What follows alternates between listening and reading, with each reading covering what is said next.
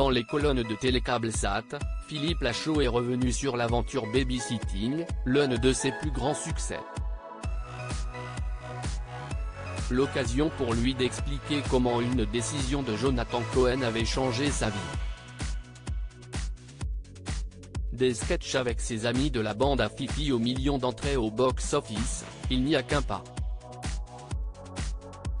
En près de 2 décennies de carrière, Philippe Lachaud est devenu une figure incontournable du cinéma français, grâce à des films à culte.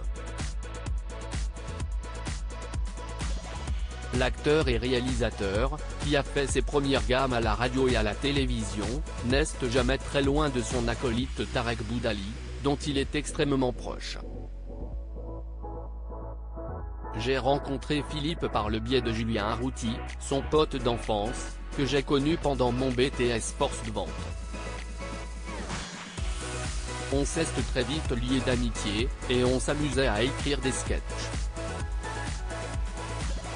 On les envoyait aux chaînes de télé comme on envoie une bouteille à la mer jusqu'à ce que Carl Zero nous donne notre chance dans son émission Le Vrai Journal sur Canal+ en 2004, avait confié Tarek Boudali il y a quelques années. Impossible pour Philippe Lachaud d'imaginer l'aventure Babysitting, son film sorti en 2014 qui a cartonné en France, sans son ami de toujours, lui qui aime par-dessus tout travailler avec ses proches. Et ce n'est pas sa compagne et mère de son fils, Élodie Fontan, qui dira le contraire, après être apparue dans son dernier film, Alibi.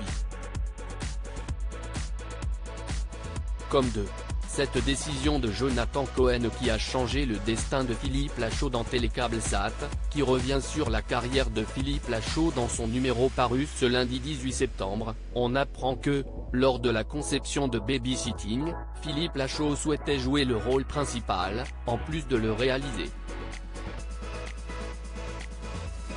Mais les bailleurs de fonds rechignaient à financer le film avec son nom en tête d'affiche, sa notoriété n'étant à l'époque pas celle qu'elle est aujourd'hui. Le rôle avait donc été proposé à un monstre de la comédie, qui n'est autre que Jonathan Cohen. La chance que j'ai eue, si est qu'il a refusé, a confié Philippe Lachaud. Un mal pour un bien puisque si est finalement lui qui a joué le rôle principal, dans le film qui a cumulé pas moins de 2,3 millions d'entrées.